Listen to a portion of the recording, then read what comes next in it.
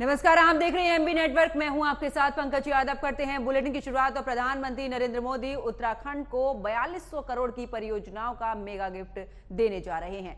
PMO की ओर से दी गई जानकारी के मुताबिक प्रधानमंत्री नरेंद्र मोदी 12 अक्टूबर की सुबह करीब 8:30 बजे पिथौरागढ़ जिले के जलीकोंग पहुंचेंगे, जहां पर बता दें कि वो पार्वती कुंड में पूजा और दर्शन भी करेंगे। वो इस स्थान पर जो पवित्र आदि कैलाश से आशीर्वाद की भी कामना भी करेंगे। अपने दौरे के दौरान प्रधानमंत्री नरेंद्र मोदी सेना, भारत तिब्बत सीमा और इसी के साथ में पुलिस और सीमा सड़क संगठन के कर्मचारियों से भी बातचीत करेंगे। इन परियोजनाओं में अगर बात की जाए तो PWGSM के तहत में ग्रामीण क्षेत्रों में निर्मित 76 ग्रामीण सड़कें और 25 पुल और 9 जिलों की BDO कार्यालय का भी इस दौरान उद्घाटन शामिल है।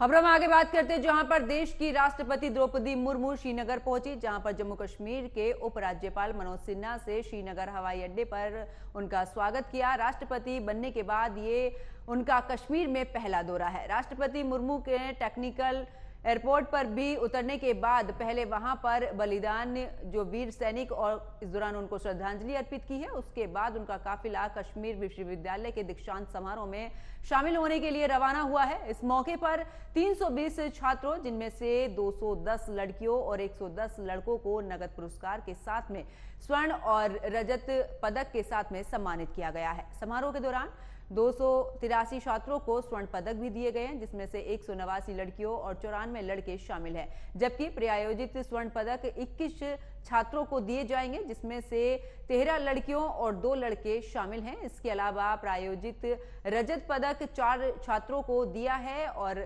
प्रायोजित नगद पुरस्कार भी 6 लड़कों और 6 लड़कियों सहित 12 छात्रों को दिए गए हैं।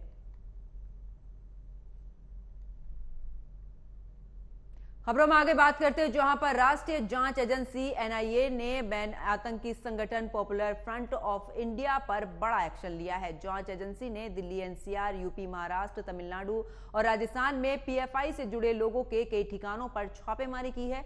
जहां एक और दिल्ली में थाना हौज काजी इलाके में भी बल्ली मारन में भी NIA की छापेमारी चल रही है। उधर राजस्थान के टोंक सहित कई ठिकानों पर भी सर्च ऑपरेशन चल रहा है। महाराष्ट्र और यूपी में भी NIA ने रेड डाली है, जहां पर तमिलनाडु के मदुरई सहित कई जगहों पर भी तड़के सुबह से ही PFI से जुड़े लोगों के ठिकानों पर छापेमारी की गई है। इतना ही नहीं, NIA के अधिकारी मुंबई के बिकरौली में भी PFI से जुड़े वाहिद शेख के इस दौरान उसके यहां पर भी छापेमारी करने पहुंचे हैं। बता दें कि वाहिद शेख मुंबई हमले में आरोपी है, हालांकि बाद में वो बरी कर दिया गया। और साथ ही ये भी बताया जा रहा है कि ये पूरा मामला बिहार के फुलवारी शरीफ से जुड़ा हुआ है। यहां पर PFI कैडर से जुड़े कई आरोपी आतंकी गतिविधियों को अंजाम देने से पहले ट्रेनिंग सेशन चला रहे थे और इस मामले में 12 जुलाई को फुलवारी शरीफ थाने द्वारा मामला दर्ज भी किया गया था। उसके बाद इसे NIA को ट्रांसफर किया गया था। इसके बाद से देश भर में कई ठिकानों पर छापेमारी की गई है, जिसमें आतंकी गतिविधियों का इनपुट मिला था।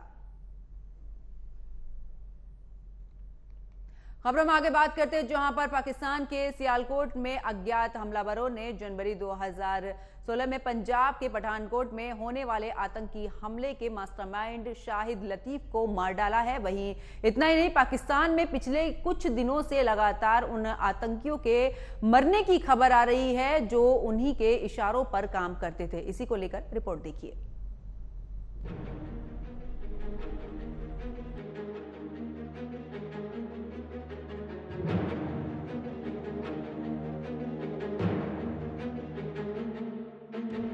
जनवरी 2016 में पंजाब के पठानकोट एयरबेस पर हुए आतंकी हमले के मास्टरमाइंड शाहिद लतीफ की पाकिस्तान के सियालकोट में अज्ञात हमलावरों ने हत्या कर दी। जानकर हैरानी नहीं होनी चाहिए आपको कि ये वही आतंकी मारा गया है जिसने पठानकोट में भारतीय जवानों का लहू बहाया था, और वो भी किसकी शरण में? वो थी सोनिया गांधी की कांग्रेस सरकार। खैर, ये कोई पहला हमला नहीं था। कांग्रेस सरकार में कश्मीरी पंडितों के साथ क्या क्या किया गया उससे तो आप बिल्कुल रूबरू होंगे। और कश्मीर पर हमले करने वाले यासीन मलिक के साथ वही सरकार अपने कार्यालय में बुलाकर फोटो सेशन करती है।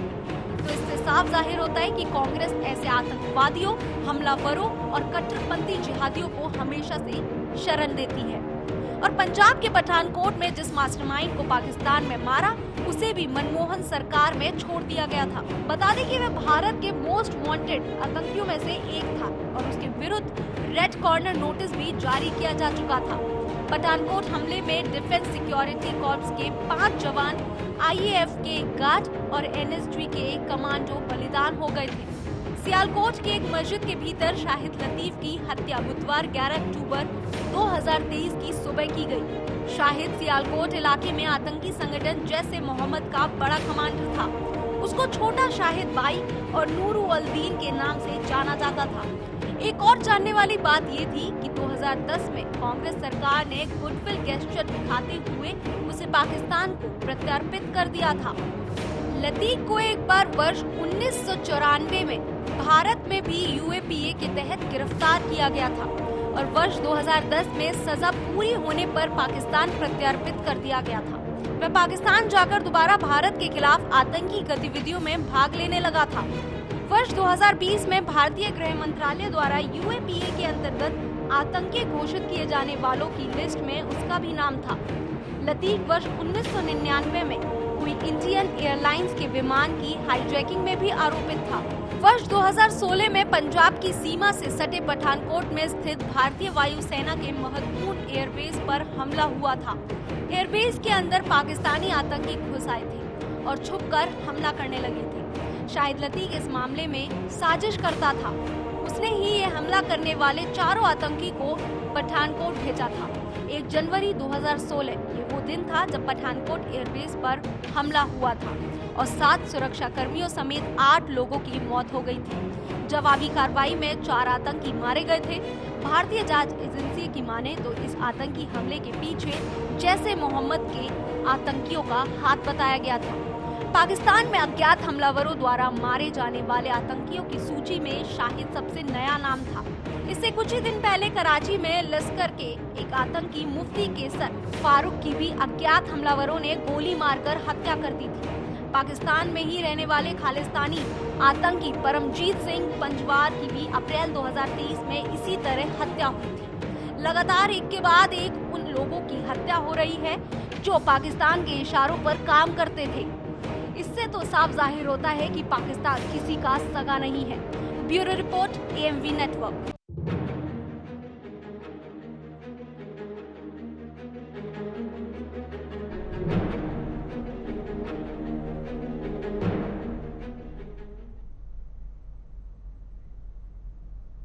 खबरों में आगे बात करते हैं, जहां पर एक और चुनाव आयोग ने 5 राज्यों में विधानसभा चुनाव की वोटिंग का ऐलान कर दिया है, तो दूसरी ओर बीजेपी ने अपने प्रत्याशियों की सूची भी जारी की है। अब बीजेपी की लोकसभा सांसद दिया कुमारी को भी जयपुर की इस दौरान विद्याधर नगर सीट से इस दौरान पार्टी ने मैदान में उतारा है। वही विधानसभा सीट से प्रत्याशी घोषित होने पर दिया कुमारी ने ही PM मोदी का आभार जताया। साथ ही उन्होंने राजस्थान में बीजेपी की बहुमत से सरकार बनने का भी दावा किया है।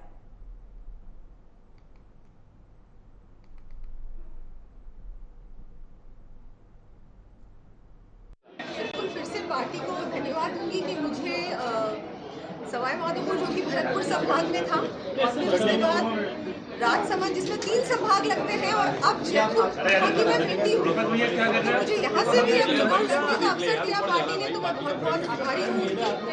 तय करेगा अभी चुनाव जीतना है और हमारी सरकार बननी है। सबसे इम्पोर्टेंट और सबसे महत्वपूर्ण बात अभी वोटर आएगी और हम सरकार बनाएंगे पूरी तरह से, बहुत अच्छी तरह से। प्रत्याशियों का अभी फर्स्ट लिस्ट आपने देखी, बहुत अच्छी लिस्ट है। इसके बाद भी जितनी भी लिस्ट आएंगी अच्छे लोगों को मौका दिया जाएगा और पार्टी हमेशा देगी और इस बार भी देगी। ठीक है।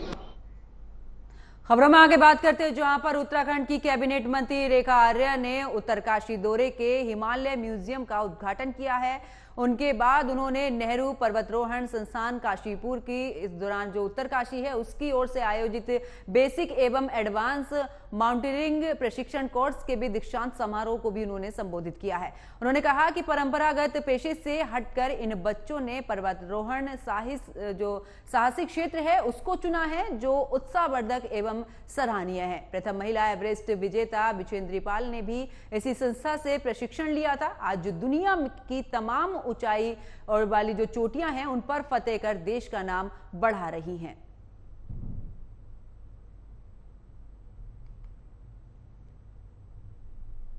ज़रूरत के रूप में हो, करियर के रूप में हो, इन बच्चों ने अपनाया भी और उसको जीने का काम भी।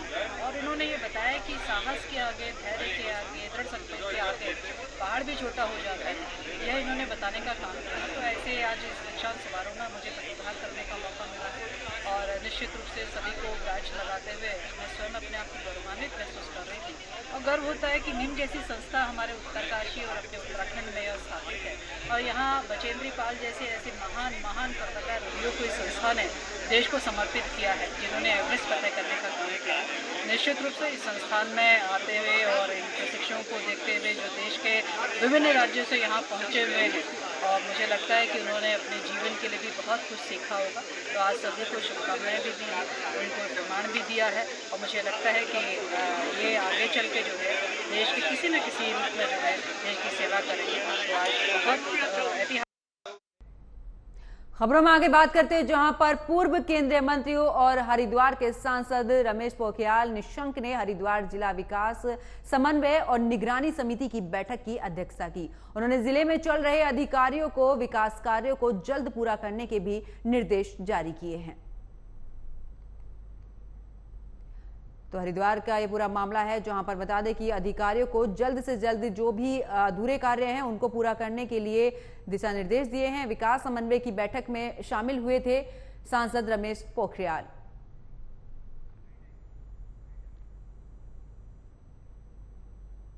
टास्क फोर्स इसलिए बना रहे हैं कि पेयजल जैसी जो चीजें हैं उसमें बार बार शिकायतें ना आए, इसलिए एक टास्क फोर्स भी बना रहे हैं। और मुझे भरोसा है कि इसको गुणवत्ता पर मेरा विशेष ध्यान है और मैंने सभी अधिकारियों को कहा कि किसी कीमत पर गुणवत्ता के साथ कोई समझौता नहीं किया जाएगा और इसलिए कुछ योजनाओं की जांच के भी आदेश दिए हैं ताकि वो लोग पकड़ में आए और उनके खिलाफ कार्रवाई करें। हर की पैड़ी हमारे लिए पूरी दुनिया में सबसे बड़ा पवित्र काम है और इसलिए मैंने बहुत कोशिश करने के बाद हम पहली बार देश की आज़ादी के बाद मैंने हर की पैड़ी को सुसज्जित करने का अभियान लिया। लेकिन उस विभाग ने जिस तरीके से मनमर्जी से काम किया तो मैंने उस समय के जिलाधिकारी को कहा था कि इसको किसकी स्वीकृति से, किसकी सहमति से ये काम शुरू हुए हैं, इसकी जांच होनी चाहिए।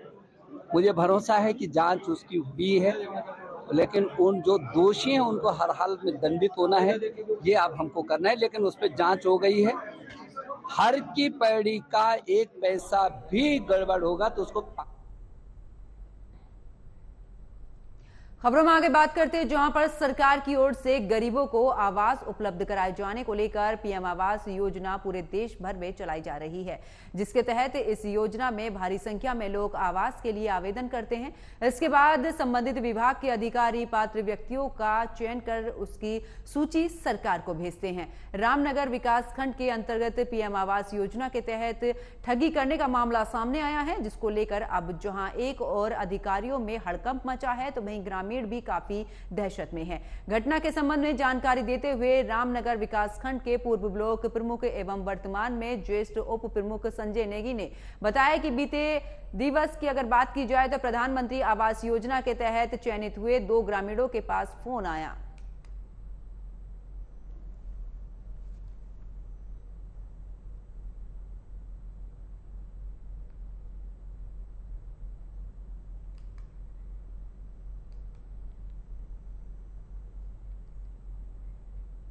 तो देखिए, दिनेशपुर का ये पूरा मामला है, जहां पर बता दें कि दिनेशपुर में भारत गैस की सप्लाई बंद होने से उपभोक्ताओं को समय पर गैस सिलेंडर नहीं मिल रहा है।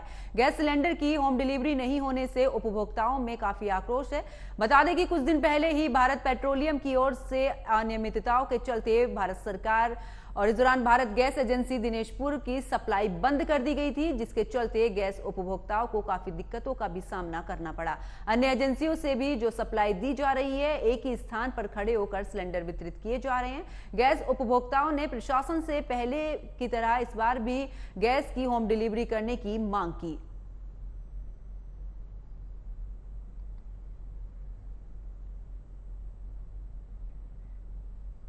खबरों में आगे बात करते हैं, जहां पर प्रधानमंत्री नरेंद्र मोदी के आह्वान पर देश भर में आयोजित मेरी माटी मेरा देश अमृत कलश यात्रा का आयोजन हर्षोल्लास के साथ मनाया जा रहा है। टिहरी जिले के विकास खंड बिलंगना स्थित ब्लॉक सभागार में भी कलश यात्रा का समापन कर कलश प्रवेश में भी इस दौरान भेजा गया है। और इस दौरान आपको बता दें कि इस ब्लॉक के तमाम गांव की मिट्टी कलशों में माध्यम से लाई गई, जिसके बाद सभी मिट्टी को इकट्ठा कर विकास खंड भिलंगना से भी एक कलश राज्य स्तर पर पहुंचाया गया। कार्यक्रम में मुख्य अतिथि रही ब्लॉक प्रमुख बसुमती धरणा देश के वीरों को नमन करते हुए कहा है कि अगर हमारी सीमाओं पर वीर खड़े हैं तभी जाकर हम सुरक्षित हैं। उन्होंने प्रधानमंत्री नरेंद्र मोदी की भी तारीफ करते हुए साफ तौर पर कहा कि नरेंद्र मोदी की वो एक इंसान है जो देश के वीर सपूतों को नमन करने में कोई भी कमी नहीं छोड़ते हैं, जिस कारण आज देश के कोने कोने से मिट्टी इकट्ठा की जा रही है। वहीं कार्यक्रम का सही से प्रचार प्रसार नहीं होने पर ब्लॉक प्रमुख बसुमती ने ब्लॉक स्तरीय अधिकारियों को भी फटकार लगाते हुए कहा है कि अधिकारी गांव-गांव तक सूचना पहुंचाने में असमर्थ रहे, तभी तो कार्यक्रम भव्य नहीं हो पाया।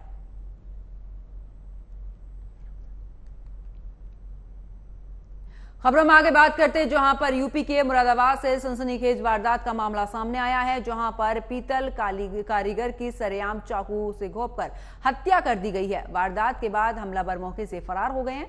दरअसल संपत्ति के विवाद में इस वारदात को अंजाम दिया गया है। हमलावरों ने घात लगाकर 65 साल के अधेड़ की हत्या को अंजाम दिया है। पोस्टमार्टम के बाद पुलिस आरोपियों की धरपकड़ में जुट गई है।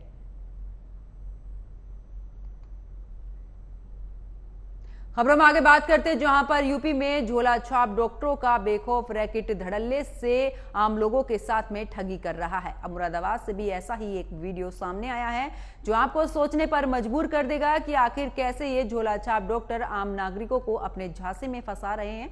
आप देख सकते हैं कि कैसे डेंगू के मरीजों को पेड़ के नीचे खींचकर ले जाया जा रहा है और नाबालिग बच्चे इलाज करा रहे हैं। बता दें कि इन झोला छाप डॉक्टरों से इलाज करवाने के कारण अब 50 से ज्यादा लोगों की मौत हो चुकी है। वहीं मामले के खुलासे के बाद मुख्य चिकित्सा अधिकारी डॉक्टर कुलदीप सिंह ने कहा है कि 40 से अधिक अवैध अस्पतालों पर कार्रवाई हो चुकी है। अब भी जांच करवाकर कानूनी कार्रवाई कराई जाएगी। तो मुरादाबाद का ये पूरा मामला है, जहां पर बता दें कि झोला छाप डॉक्टरों के जो मामले हैं वो लगातार बढ़ते जा रहे हैं। जिस तरीके से इस बदलते मौसम के दौरान डेंगू के केस बढ़ते जा रहे हैं, ऐसे में झोला छाप डॉक्टरों से इलाज कराते वक्त करीब 50 के करीब मरीजों की संख्या पहुंच चुकी है, जिनकी इलाज के दौरान मौत हो चुकी है। वहीं अगर बात की जाए प्रशासन की, तो प्रशासन की तरफ से इसको लेकर कार्रवाई की जा रही है।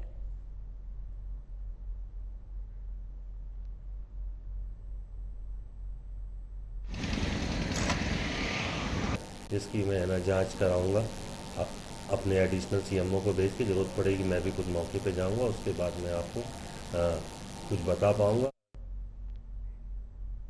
खबरों में आगे बात करते हैं, जहां पर यूपी के मुजफ्फरनगर में पुलिस ने सिंगर फरमानी नाज के भी चचेरे भाई की हत्या का सनसनीखेज खुलासा करते हुए फरमान इलाज के सगे भाई और साथ ही पिता सहित 4 लोगों को गिरफ्तार किया है, जिनके कब्जे से पुलिस ने हत्या में शामिल 2 चाकू और एक मोटरसाइकिल भी बरामद की है।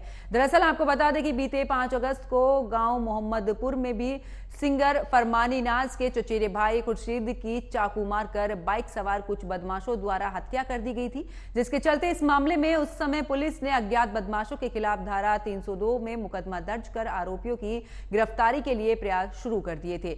इस घटना का खुलासा करते हुए एसपी ग्रामीण अतुल कुमार श्रीवास्तव ने जानकारी देते हुए बताया कि अवैध संबंधों के शक में फरमानी नाज के पिता आरिफ और भाई फरमान ने ही अपने 2 अन्य साथियों के साथ मिलकर इस घटना को अंजाम दिया था।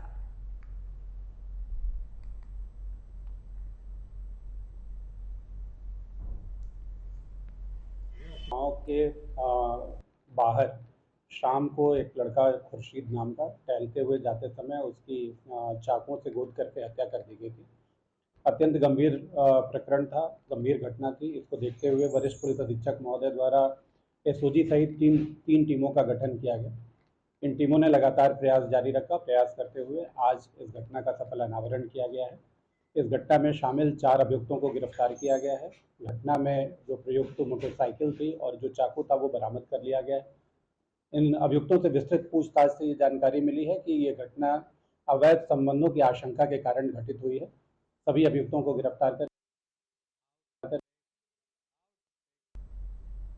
उधर यूपी के बांदा से हादसे की बड़ी खबर सामने आई है, जहां पर बता दें कि बगेटा गांव में डूबने से भाई और बहन की मौत हो गई है। दोनों का शवों का पोस्टमार्टम करवाकर पुलिस आगे की कार्रवाई में जुट गई है। पुत्री मान सिंह उम्र करीब 10 वर्ष एवं प्रिंस पुत्र मान सिंह उम्र करीब 8 वर्ष दोनों भाई बहन बरेरू कोतवाली क्षेत्र के गांव के इस दौरान रहने वाले थे और ननिहाल में आए हुए थे। तभी दोनों भाई बहन अन्य बच्चों के साथ में इस दौरान तालाब में विसर्जन करने के लिए पहुंचे थे कि उसी दौरान दोनों भाई बहन गहरे पानी में चले गए और दोनों की डूबने से मौत हो गई।